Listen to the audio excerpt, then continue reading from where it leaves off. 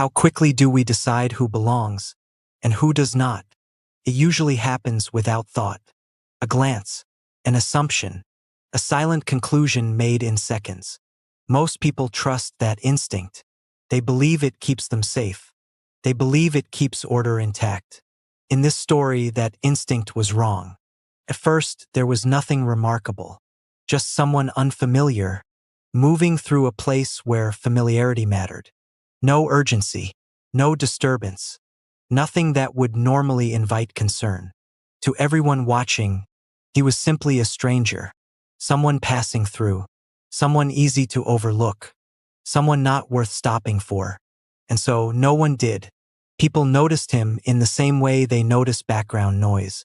Aware, but uninterested. Present, but not important. That is how exclusion often begins. Not with cruelty, but with indifference. The assumption was simple. If he mattered, someone else would say something. If he needed help, it would be obvious. If he belonged, he would look like it. Those assumptions created comfort, and comfort created distance. Except for one person. She did not know him. She had no reason to trust him, no obligation to intervene. And yet, something about the way he existed in that space felt wrong. Not dangerous, not alarming, just misaligned. It was the way conversations seemed to avoid him, the way explanations felt incomplete, the way his presence was acknowledged without being accepted. These details were subtle, easy to dismiss, but together they formed a quiet question. What if everyone else is mistaken? She did not act immediately. She observed. She listened. She noticed how quickly people defined him without knowing him, how certainty replaced curiosity, how assumptions replaced understanding. Still, nothing forced her hand, until a moment arrived that changed the meaning of everything. An invitation, not dramatic, not planned, just an opening that felt necessary. When he entered her house, the story shifted, not because of what he did, but because of what the space revealed. Inside, the assumptions no longer held. The stranger label began to fracture. Details emerged. Small ones, quiet ones, things that did not match the story everyone else believed. The longer he stayed, the clearer it became that something essential had been missed. This was not about danger. It was about misjudgment. Not about intent, but about neglect. And once that realization settled in, could not be undone. Because letting someone inside your home is not just an act of hospitality. It is an act of recognition. It says, I see you, even when others do not. That decision carried consequences. Not immediate ones, but lasting ones. Questions began to surface. Not loudly, not publicly, but persistently. Who was he really? Why had no one asked before? And what did it say about everyone else? That a stranger had to cross a threshold to be acknowledged? This story is not about a single choice. It is about what that choice exposed. About how easily people agree on a version of the truth. And how fragile that agreement can be. Because once the door closed behind him, and silence replaced speculation, one thing became impossible to ignore. If everyone was wrong about him, what else had they been wrong about? And if it took entering one house to reveal that truth, how many others were still standing outside, unseen? What happens when a familiar story no longer fits the facts? Inside the house, everything felt different. Not dramatic, not tense, just quieter. The noise of assumptions stayed outside. So did the certainty people had carried so easily.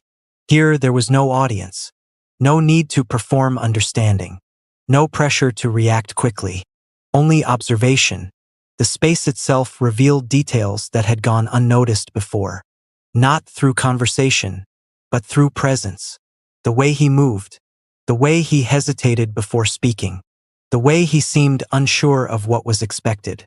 These were not the behaviors of someone trying to deceive. They were the behaviors of someone unsure whether they were allowed to exist without explanation. That difference mattered. Inside the house, time slowed. Without realizing it, she gave him something rare. attention without demand. She did not interrogate him.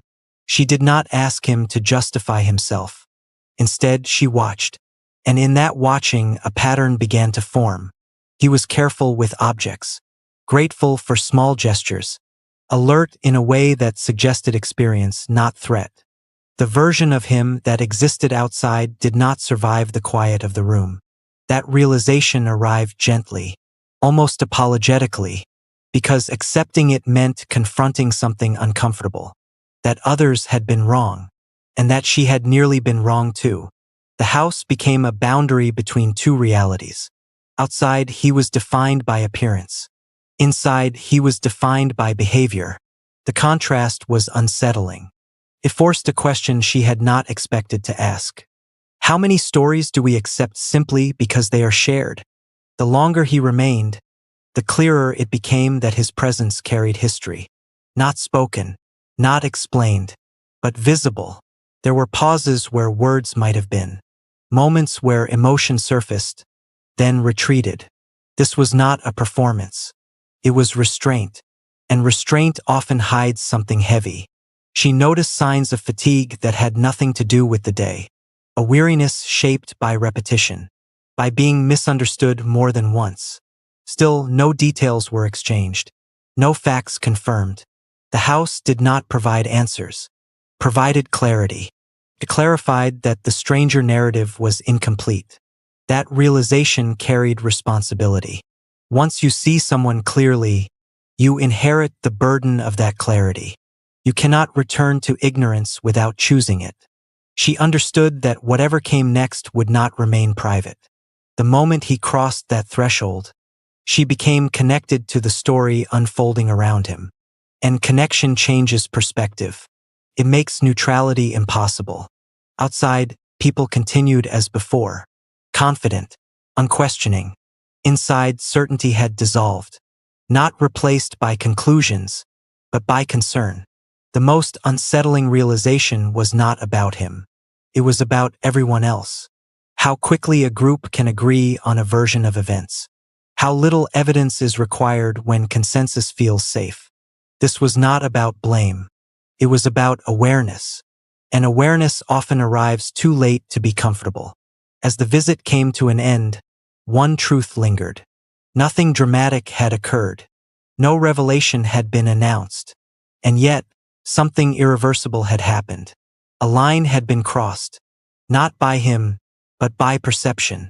From that point forward, the story could not remain simple. Because once a stranger becomes a person, every assumption must be re-examined. And with that re-examination comes a question that cannot be ignored. If the version everyone believed was wrong, why was it so easy for them to believe it in the first place? How long does doubt need before it becomes responsibility? First, it stayed quiet, a background presence. Easy to ignore if she chose to. Nothing forced her to act. Nothing demanded immediate clarity. But doubt has a way of returning. Not loudly, persistently. After he left, the house felt unchanged. The furniture remained where it was. The air returned to stillness. Yet something felt unfinished. The silence carried questions. They did not arrive all at once. They surfaced slowly, in moments of routine, while completing ordinary tasks, while replaying small details. The way he avoided eye contact when thanked. The hesitation before accepting help. The relief that passed over his face when no one questioned him. These were not signs of guilt. They were signs of caution. Caution built from experience. Doubt began to take shape. Not doubt about him. Doubt about the story surrounding him. She realized how little information anyone actually had. How conclusions had formed without evidence. How easily labels had replaced curiosity. The more she thought about it, the less the shared narrative made sense. People had spoken with certainty, but their certainty lacked substance. No one could explain why he did not belong. Only that he didn't feel familiar. That realization unsettled her. Familiarity, she understood, is not the same as truth. It is comfort, and comfort does not ask questions. She began to notice changes in how people spoke. careful language, avoided topics. When his name came up, conversations shifted. When details were requested, answers blurred. It was not secrecy. It was avoidance. Avoidance is often mistaken for neutrality, but it serves a purpose. Protects the existing story. Doubt sharpened. She reviewed the sequence again. The first moment he appeared. The reactions that followed. The lack of concern. Nothing in that sequence justified the conclusions people had drawn. And yet, no one seemed interested in correcting them. This is how uncertainty becomes isolating. Once you see the gaps, you stand apart from those who do not want to. She considered stepping back, convincing herself that it was not her place, that this was someone else's responsibility. But responsibility had already found her. It arrived the moment she noticed something others ignored. It deepened the moment she let him inside. And now it refused to leave. Doubt began to speak more clearly, not as accusation, as inquiry. What if the assumptions are protecting something? What if silence is doing harm? What if doing nothing is a choice? These questions carried weight. They reframed the situation. This was no longer about kindness. It was about accuracy, and accuracy demands effort. She did not yet know what action would look like. She only knew inaction was no longer an option. Something had been overlooked. Not deliberately, but consistently, and consistency gives mistakes power. The realization was sobering. The truth, whatever it was, would not announce itself. It would have to be uncovered, carefully, quietly, without drama. That understanding marked a shift. This was no longer a moment. It was the beginning of an investigation, not led by authority, not driven by urgency, but by doubt that refused to be silenced. And as doubt grew stronger, one question rose above the rest. If everyone was so certain before, why did no one seem willing to examine that certainty now? What happens when a simple question disrupts a comfortable story? The first question was not dramatic. It did not accuse. It did not demand answers. It was ordinary, almost polite. That is what made it unsettling. She asked it in passing, casually, as if it were curiosity, not concern. Who decided he didn't belong? The response came quickly, too quickly. Someone laughed it off. Another person shrugged. He just doesn't fit, they said, as if that explained everything. But it didn't. She pressed gently, not to challenge, but to understand. Fit where? According to whom? The room shifted, not visibly, but emotionally. The ease of the conversation disappeared. Voices lowered. Eyes moved away. This was not resistance. It was discomfort. Discomfort born from unexamined belief. People repeated what they had heard, not what they knew. Each answer led back to another assumption, another repetition. No one could point to a moment. No one could describe a reason. The conclusion existed without origin. That realization carried weight, because conclusions without origins are difficult to defend. The question lingered longer than expected. Not spoken again, but felt. She noticed a change in how people interacted with her after that. Subtle, measured.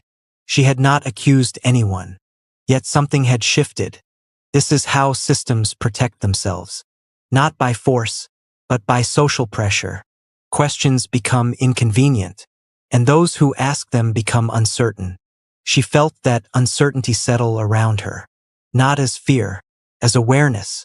She had crossed an invisible boundary, from observer to participant. Still, the question did its work. Created space.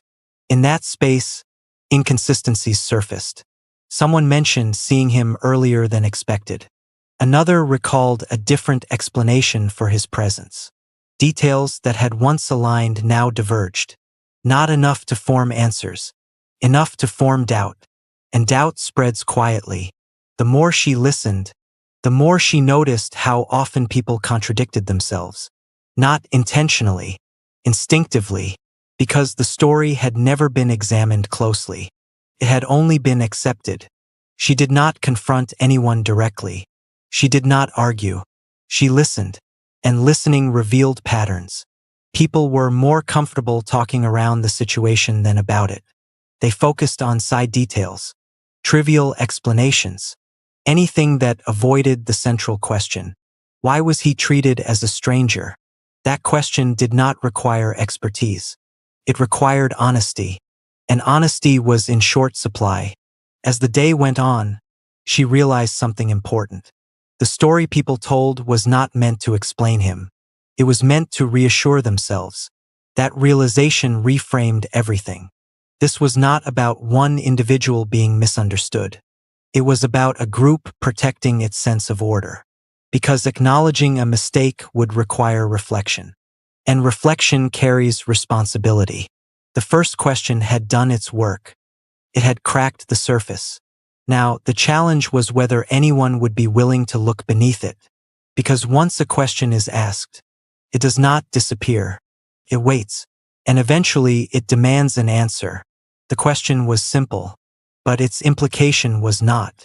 If no one could explain why he didn't belong, then the exclusion itself became the problem.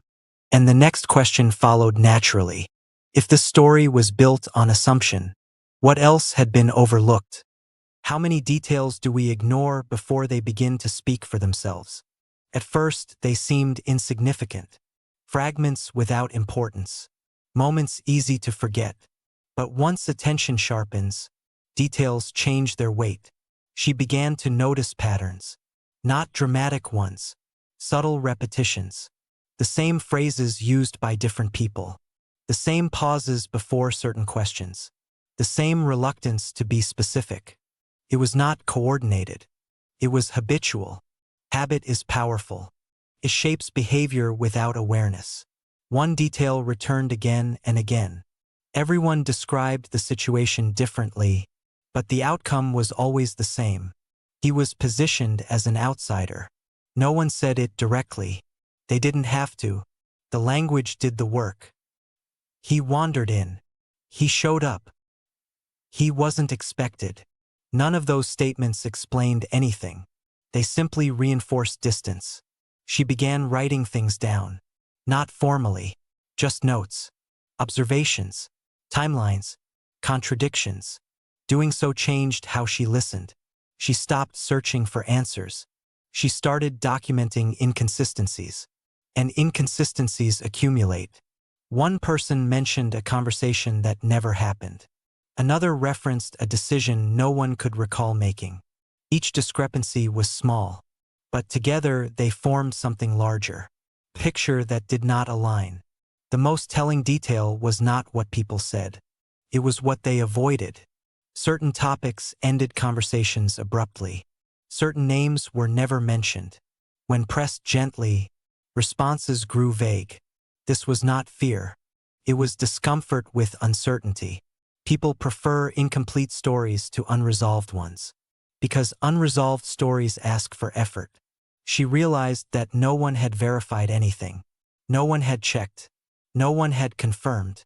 The story existed because it had been repeated. And repetition creates legitimacy. That realization carried consequence. It meant the investigation would not uncover hidden facts. It would uncover neglected ones. Facts left untouched because no one felt responsible. This was not malice. It was diffusion. When responsibility belongs to everyone, it belongs to no one. That principle explained everything she was seeing. The details began to feel heavier, not because they were alarming, but because they revealed neglect. The story had been allowed to drift, unexamined, unchallenged, and drift over time becomes direction. She began to understand the cost, not just to him, to everyone involved. Because living with an incorrect story shapes behavior. It influences decisions. It justifies distance.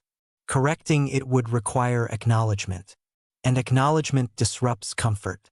As the pattern became clearer, so did her role. She was no longer gathering observations for herself. She was gathering them because no one else was. That realization brought quiet resolve. Not urgency, not anger, just clarity. The small details were no longer small. They were signals. Signals that something had gone unexamined for too long. And signals once recognized demand interpretation. The investigation was no longer about what happened. It was about why no one noticed. And that question led to another. If these details were so easy to overlook, how many similar stories exist, built on repetition instead of truth? At what point does silence stop being neutral? Silence is often misunderstood. It is seen as absence, as nothing. But silence can carry intention, can signal agreement, or avoidance. As the days passed, silence became noticeable. Not the peaceful kind, the selective kind. Certain conversations never happened. Certain questions were never returned. When she paused after asking something simple, people filled the gap quickly. With humor, with distraction, with unrelated details. Anything to keep the silence from settling. Because silence, left alone, invites reflection. And reflection invites accountability.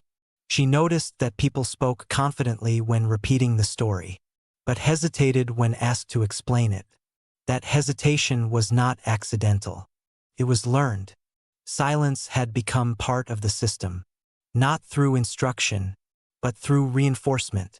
Those who spoke too much felt isolated. Those who stayed quiet remained comfortable. The message was clear. Say nothing and nothing changes. She began to understand that silence had protected the assumptions. It had allowed uncertainty to exist without challenge. And in doing so, it had shaped behavior. People avoided him without explanation.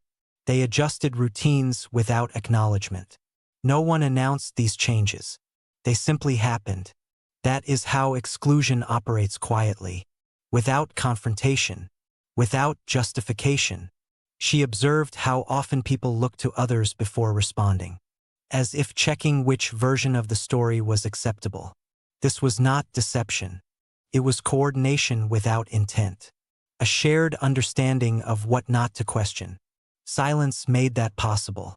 The investigation did not advance through discovery.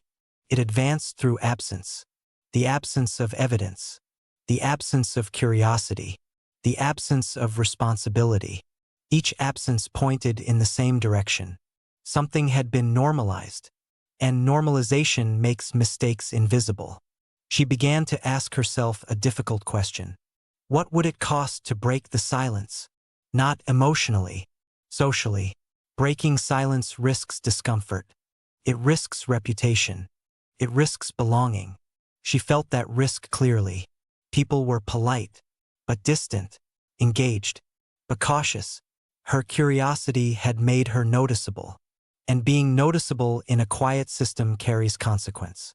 Still, the silence spoke louder than any answer.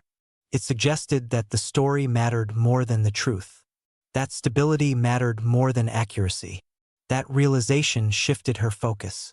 This was no longer about him alone. It was about the structure surrounding him.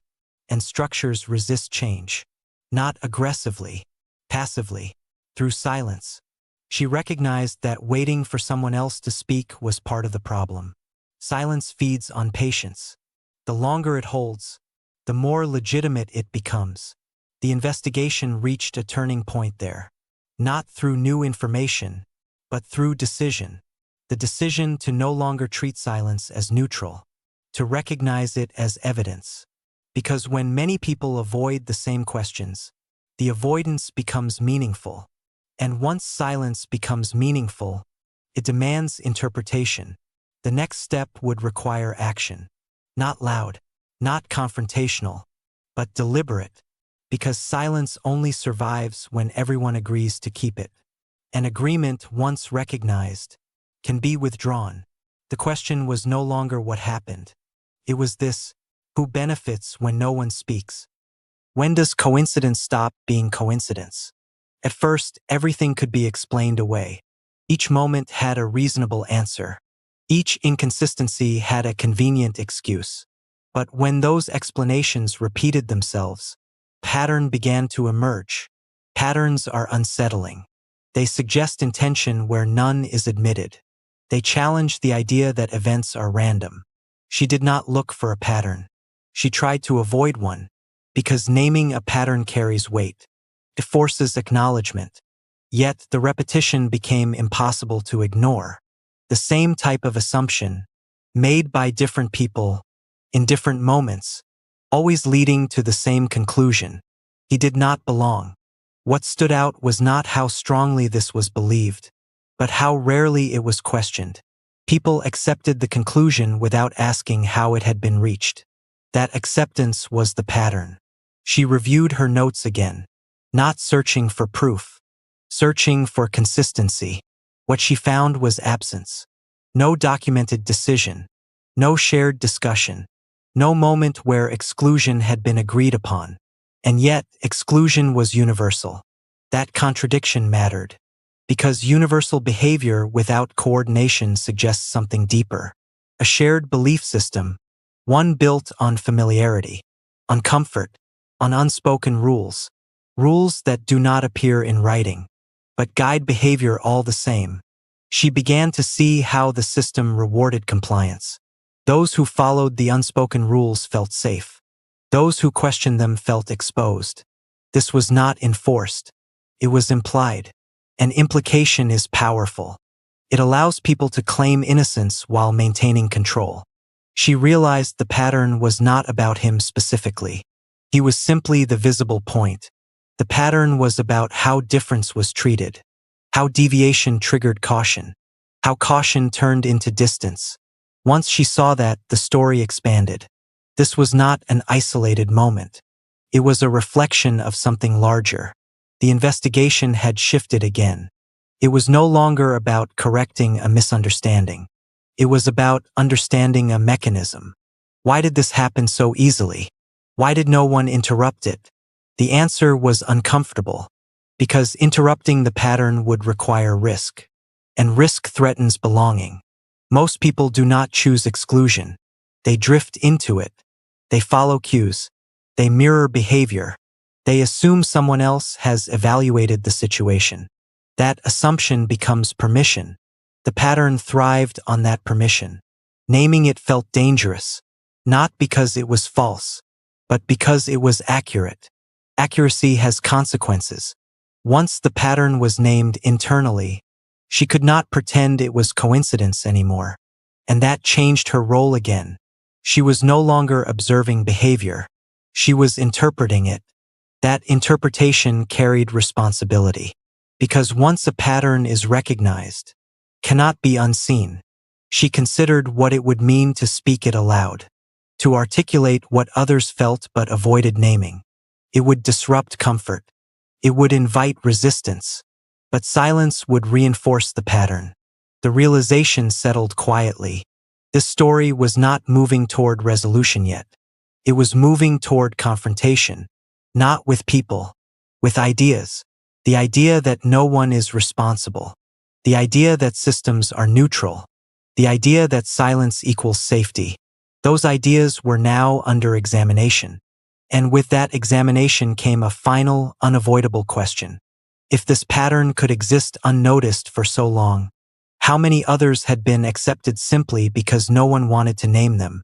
What happens when a story can no longer hold itself together? First, nothing collapsed. No one admitted error. No version was officially replaced. The unraveling was quieter than that. It began with hesitation. People repeated the familiar story, but with less confidence. Sentences trailed off. Explanations lost their certainty. The narrative still existed, but it no longer felt solid. That is how stories unravel. Not through contradiction, but through erosion. She noticed it in the smallest interactions. A pause where certainty once lived. A glance exchanged before answering. The story had not changed. Belief in it had. Because once doubt enters, repetition loses its power. She did not push. She waited. And waiting revealed more than pressure ever could. People began to volunteer information. Not because they were asked, but because the silence had shifted. Someone mentioned a detail that had been overlooked. Another corrected a timeline. Individually, these moments meant little. Together, they disrupted alignment. The story no longer matched itself. She listened carefully, not for confession, for inconsistency. What emerged was not a hidden truth, but a fragmented one. Everyone held a slightly different version. None complete, none entirely accurate. That fragmentation mattered, because a shared false story depends on uniformity. Once that uniformity breaks, the story weakens. She noticed something else. People began to distance themselves from the conclusion. They still repeated it, but without ownership. I was told. I heard that. That's what everyone said. The story now belonged to no one. That shift was critical. It meant accountability had nowhere to land. And stories without accountability eventually collapse.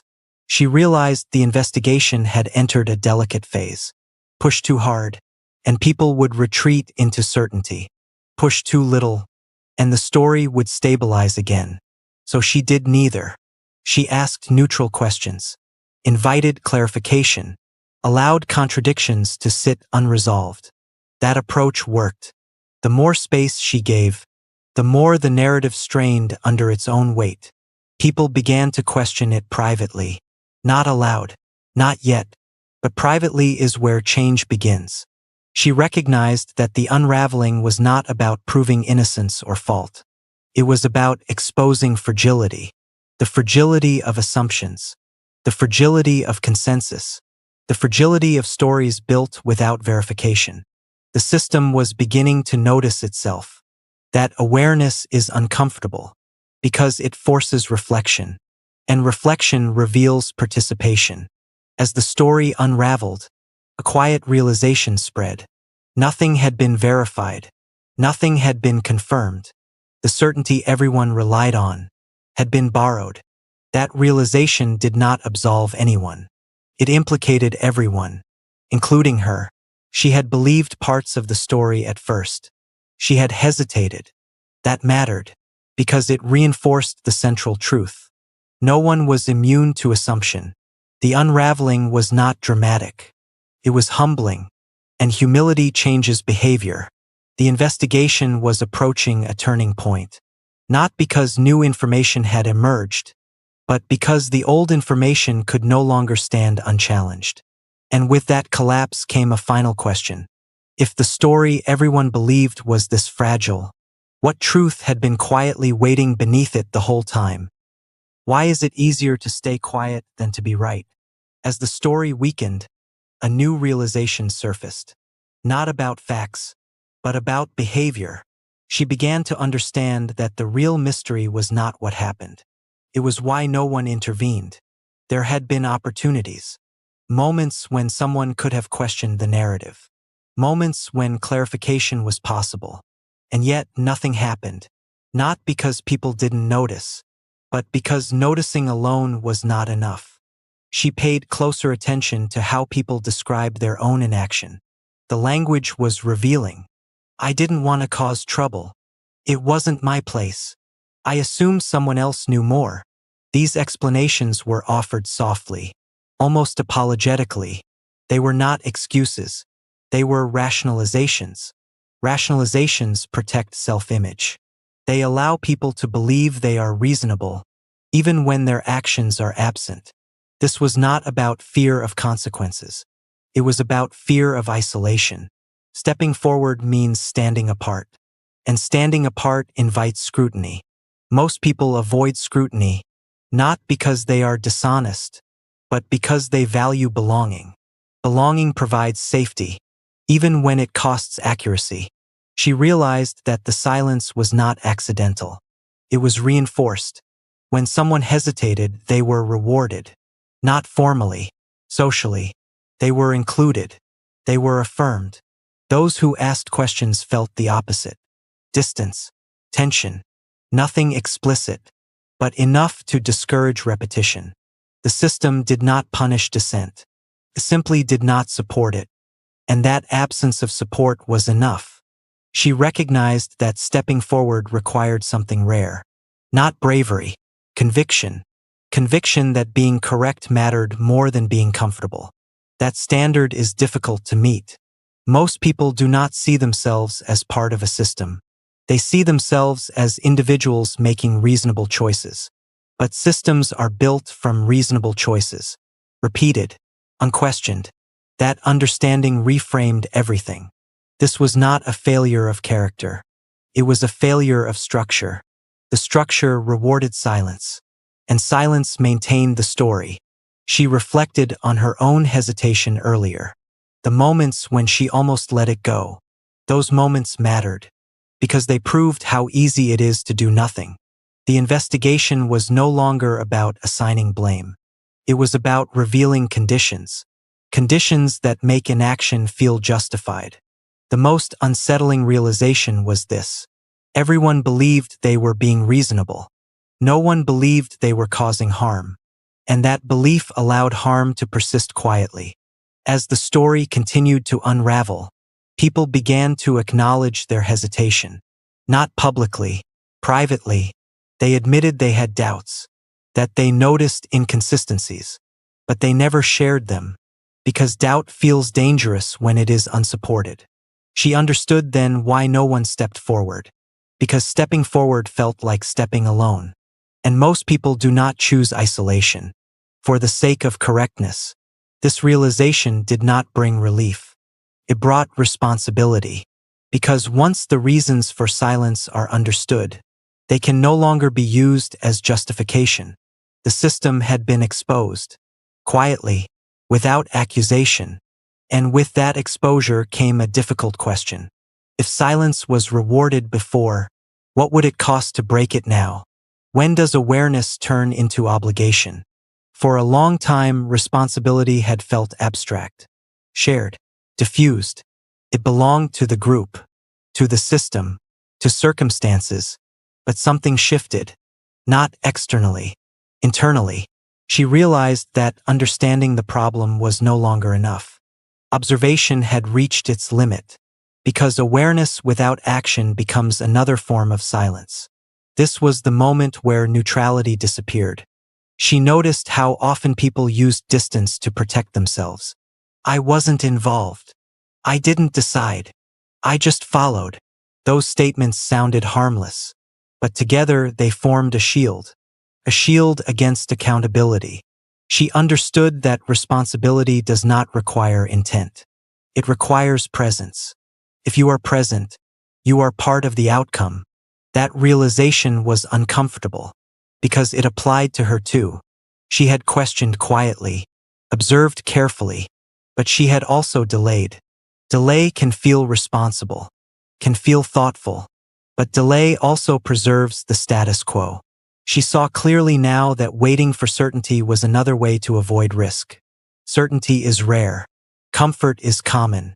And most systems survive because people choose comfort while waiting for proof. The moment responsibility became personal was not dramatic. There was no announcement, no confrontation. It arrived as clarity, a simple understanding.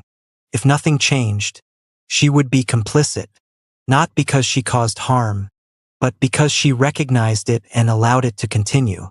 That distinction mattered. Responsibility does not mean guilt. It means response. How you respond once you see.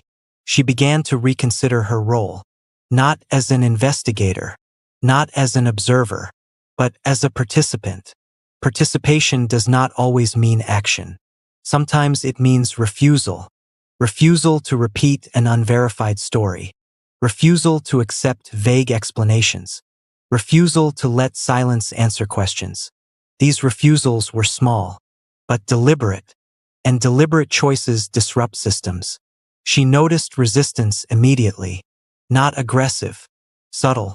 Conversations ended sooner. Responses grew careful. But something else happened too. Others began to mirror her behavior. They hesitated before repeating the story. They acknowledged uncertainty aloud. That mattered, because responsibility spreads the same way silence does. Through example, she realized that systems change not through exposure, but through interruption.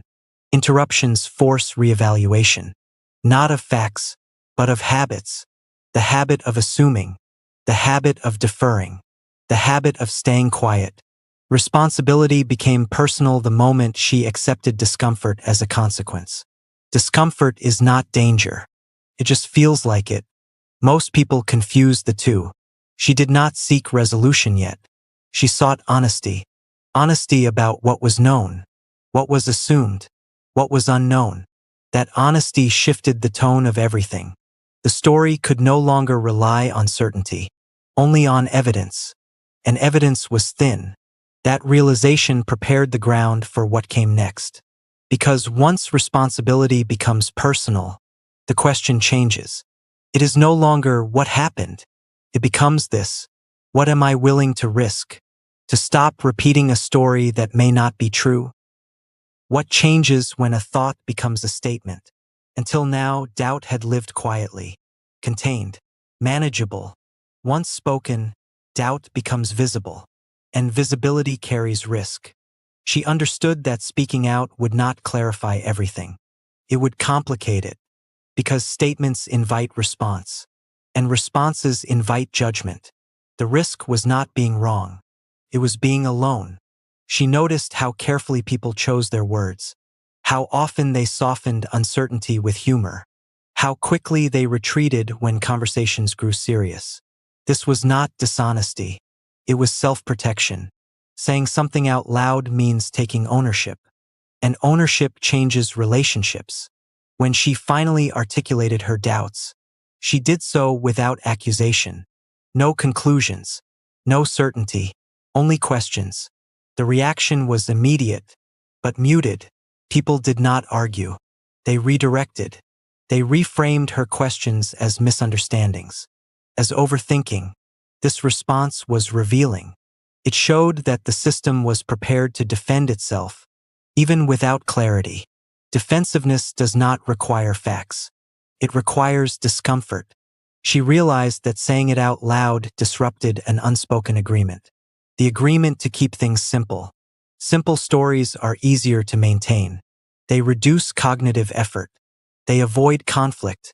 Her questions introduced complexity. Complexity is inconvenient, not because it is wrong, but because it demands engagement. She noticed subtle shifts in behavior. Some people became cautious around her. Others became quietly supportive.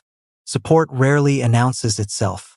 It appears in small ways: a nod, a pause, private acknowledgement. Those moments mattered. They indicated that doubt was not isolated. It had simply been unexpressed. The risk of speaking out had been shared all along. She began to understand that silence had been maintained not by consensus, but by assumption. Each person assumed they were the only one questioning. That assumption had kept everyone quiet. Breaking it did not create agreement. It created awareness. Awareness that uncertainty was common. The story shifted again. Not toward resolution, but toward honesty. People began to admit what they did not know. They stopped pretending the narrative was complete. That honesty was uncomfortable, but it was real. And real things resist simplification. The risk of saying it out loud was worth it. Not because it solved anything, but because it changed the rules. Silence was no longer the default. Uncertainty was allowed. That permission mattered, because permission changes behavior. She understood that speaking out was not the final step. It was the first. It did not end the story. It opened it. And opening a story exposes everyone involved, including those who prefer certainty. The investigation had crossed a threshold. It was no longer happening quietly. It was happening collectively. And collective awareness carries weight. The question now was no longer whether the story was accurate. It was whether people were willing to live with uncertainty long enough to replace it with truth. And that led to the most difficult question yet. If silence is broken, what responsibility comes next? What do we do when answers refuse to appear? Once the silence broke, attention shifted to evidence. Not dramatic discoveries, not hidden records, just what could actually be verified. And what stood out was not what existed. It was what didn't. There were no clear confirmations, no documented decisions, no agreed sequence of events. The story had survived without evidence. Now it was being asked to stand on it. And it could not. This absence was uncomfortable. People expect investigations to uncover something new, a missing detail, a revealing moment. Instead, this one revealed gaps. Gaps created by assumption, by repetition, by inaction. The evidence didn't accuse anyone. It didn't absolve anyone either. It simply failed to support the story. That failure was significant because it forced a reevaluation of certainty. She reviewed everything again. Notes, observations, recollections. Nothing contradicted the story directly, but nothing confirmed it either. That neutrality was powerful. It meant the conclusion everyone accepted had been premature. People began to realize this quietly, not through announcement, through reflection. They recognized how much they had filled in themselves. Memory is not a record. It is a reconstruction. Each retelling had shaped the story further from its origin. The evidence did not say the story was false. It said it was unproven. And unproven stories require caution. This realization changed the emotional tone. The confidence that once surrounded the narrative faded. In its place was restraint. People spoke more carefully. They acknowledged limits. I'm not sure. I don't actually know. I assumed. Those statements mattered. They signaled a shift from certainty to humility. The investigation reached another turning point here. Not toward resolution, but toward responsibility. Because when evidence does not support a story, continuing to repeat it becomes a choice to value comfort over accuracy. She understood that truth is not always something you find. Sometimes it is something you stop inventing. The absence of evidence did not end the investigation. It refined it. It narrowed the focus from what happened to how conclusions are formed and how easily they harden. This was not satisfying. There was no clarity yet, but there was integrity. Integrity in acknowledging what could not be proven. That acknowledgement carried consequence. It meant re-examining behavior, re-evaluating judgments, reconsidering distance. It meant recognizing harm without assigning intent. That is difficult, because it offers no simple resolution, but it is honest. The story now existed in a state of uncertainty, and uncertainty demands patience. Patience to resist conclusions, patience to hold discomfort. Most people avoid that, but avoidance had created the problem in the first place. As the group adjusted to this new reality, one final realization emerged. The most damaging part of the story was not what it claimed. It was the confidence with which it was repeated, without evidence. And that realization raised a quiet, necessary question. If the evidence says nothing, are we willing to listen? What does it take to admit a story should never have been told? Once uncertainty was acknowledged, a new weight settled in. Not fear, not anger, responsibility. Because recognizing a mistake is only the first step. Living with its consequences is harder. People began to reflect on their behavior differently. Not defensively. Honestly, they reconsidered moments they had dismissed, interactions they had avoided, judgments they had made without realizing it. The cost of being wrong was not abstract anymore. It was personal. It appeared in relationships strained by distance, in trust that had quietly eroded. No one had intended harm, but intent does not erase impact. That realization is uncomfortable, because it removes the comfort of innocence. She observed how difficult it was for people to say one thing. I was wrong, not because the words were impossible, but because of what followed them. Acknowledgement requires repair, and repair requires effort that cannot be delegated. Some resisted this realization. They minimized the impact. They framed it as misunderstanding. But misunderstanding does not explain sustained behavior. Others accepted it quietly. They adjusted. They changed how they spoke. Those changes were small, but meaningful. The cost of being wrong also appeared internally. People questioned their judgment, their instincts, their assumptions. Self-doubt is unsettling, but it can also be corrective. She understood that this stage of the investigation was fragile. Push too hard, and defensiveness would return. Avoid it entirely, and nothing would change. The balance required restraint. She focused not on blame, but on recognition. Recognition that harm can occur without intent. That systems can mislead good people. That silence can carry consequence. These ideas challenged how people saw themselves. An identity is hard to change. The story had lost its certainty, but its effects remained. That was the cost. You cannot unlearn behavior overnight. You cannot undo distance instantly. Trust, once altered, moves slowly. The investigation had reached a moral crossroads. Not in terms of guilt, but in terms of responsibility. What does one do after realizing they were wrong? Ignore it, or respond to it? Some chose silence again, a quieter version.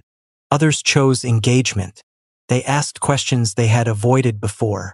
They acknowledged discomfort. Those choices mattered, because they determined whether the cost would compound or begin to resolve. She recognized that resolution would not look dramatic. There would be no apology accepted by everyone, no clear ending.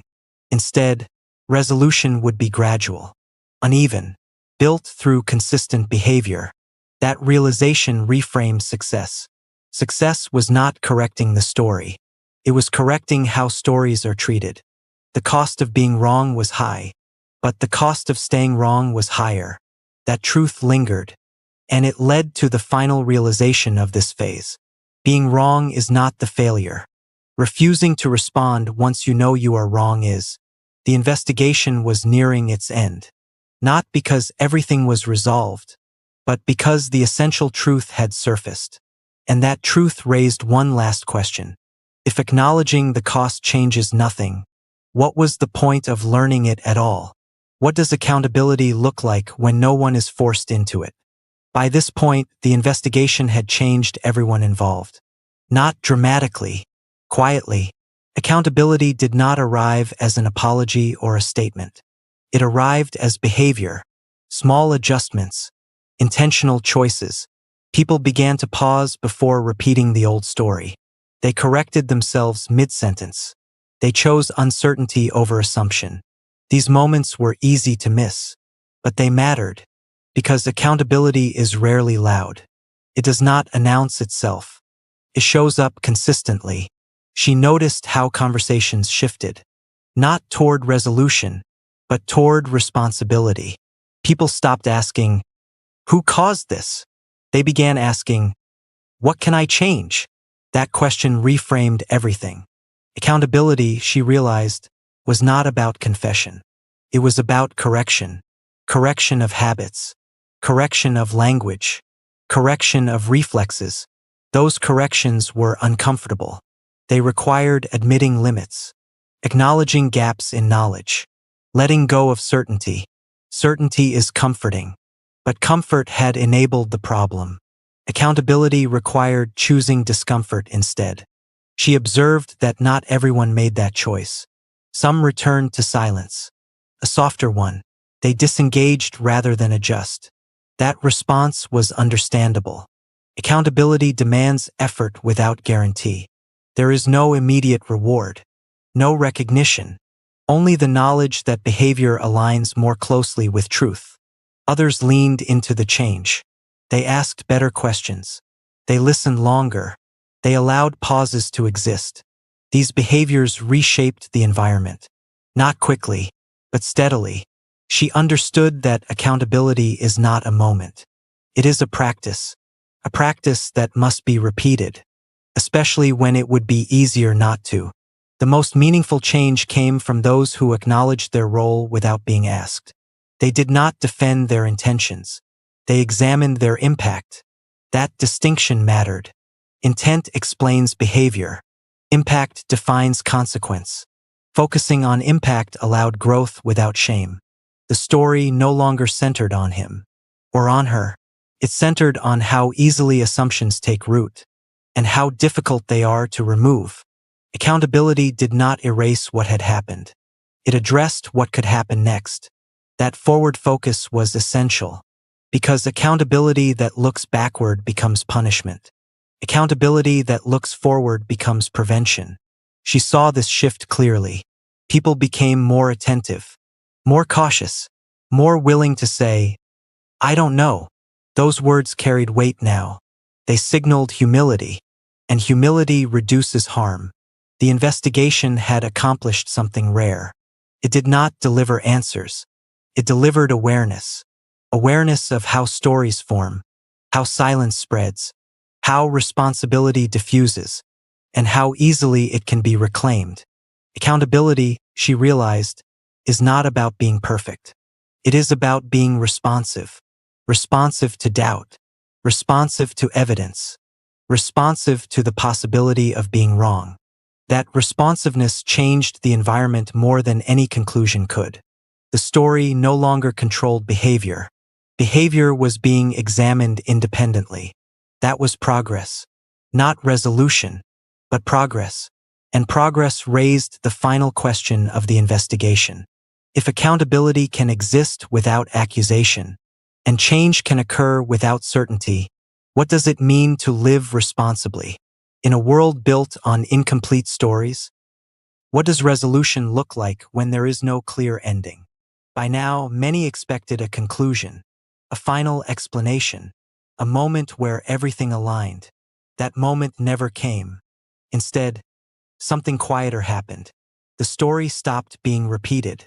Not formally, not collectively. It simply lost momentum. People no longer reached for it out of habit. They no longer used it to explain distance or discomfort. The absence was noticeable, because stories once gone leave space behind.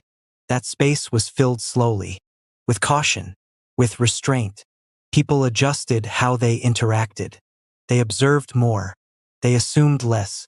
This was not reconciliation in the traditional sense. There were no declarations of understanding. There was something more subtle. Change. She noticed it in small behaviors. Doors held open longer. Questions asked instead of answered prematurely. No one spoke about the investigation anymore. They didn't need to. Its influence was embedded. The quiet resolution was not satisfying in a dramatic way, but it was honest, because not every story ends with clarity. Some end with correction. Correction of behavior. Correction of assumptions. That kind of resolution does not announce itself. It reveals itself over time. She reflected on what had been achieved. The story had not been proven right or wrong. It had been put in its proper place. Unverified, incomplete, and therefore powerless. That mattered, because stories only shape behavior when they are treated as truth. Once that treatment changes, their influence fades. The most unexpected part of the resolution was internal. People became more careful with certainty. Not just in this situation, but in others. They hesitated before forming conclusions. They asked where information came from. This caution extended beyond the original story. It became a habit, and habits define culture. The investigation did not deliver answers. It delivered a lesson about how easily trust is shaped by repetition, how silence amplifies assumption, how responsibility can be reclaimed quietly. That lesson did not belong to any one person. It belonged to everyone who had participated, even passively. She understood now that resolution does not always mean closure. Sometimes it means awareness that prevents repetition. The story no longer needed to be corrected. It needed to be replaced, not with a new narrative, but with restraint. Restraint in judgment. Restraint in certainty. That restraint was the unexpected truth. The investigation ended without an ending, and that was appropriate, because life rarely offers neat conclusions. It offers adjustments. Adjustments that reduce harm. Adjustments that increase care. Those adjustments were enough.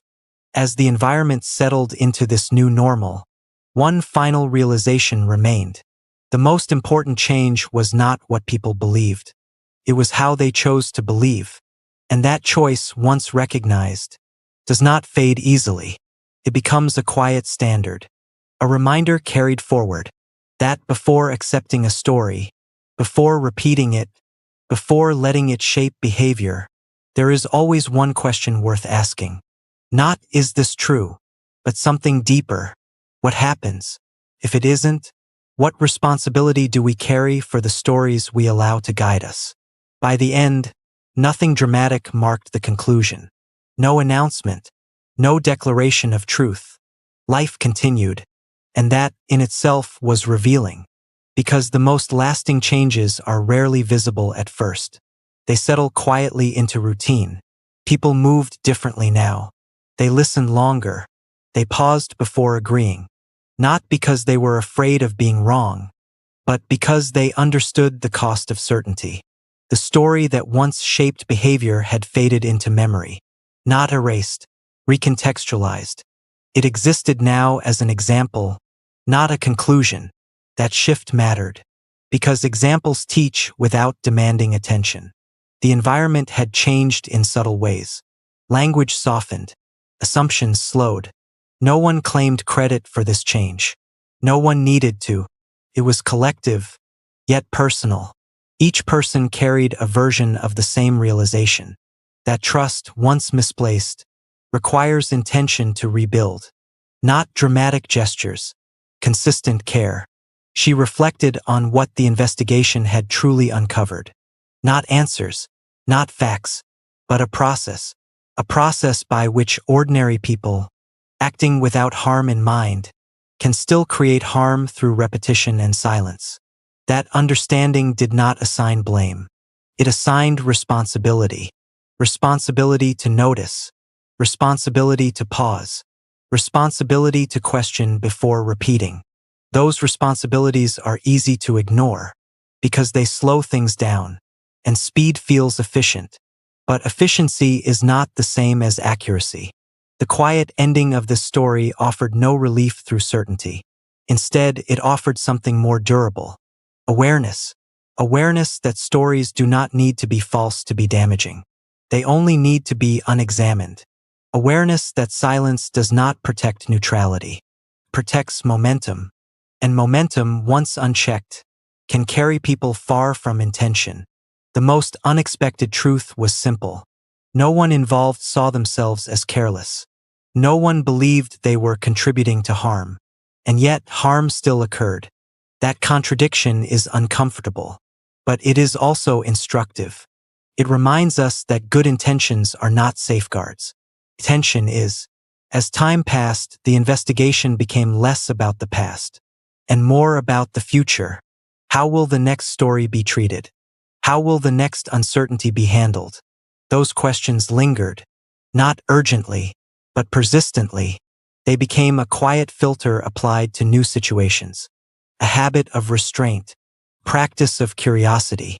The final realization was not about trust in others. It was about trust in process, trusting that slowing down matters, that asking questions matters, that uncertainty deserves space. The story ended without resolution because life continued without certainty. And perhaps that was the point. Some stories do not ask to be solved. They ask to be handled carefully, handled with humility, with patience, with awareness of impact. As this one faded into the background, it left behind a single, enduring question, one that does not demand an answer, but invites reflection. Before we accept a story, before we let it shape how we treat someone, before we repeat it without thinking, are we willing to ask ourselves, what responsibility comes with believing it? And if we are not, what might silence be deciding for us instead?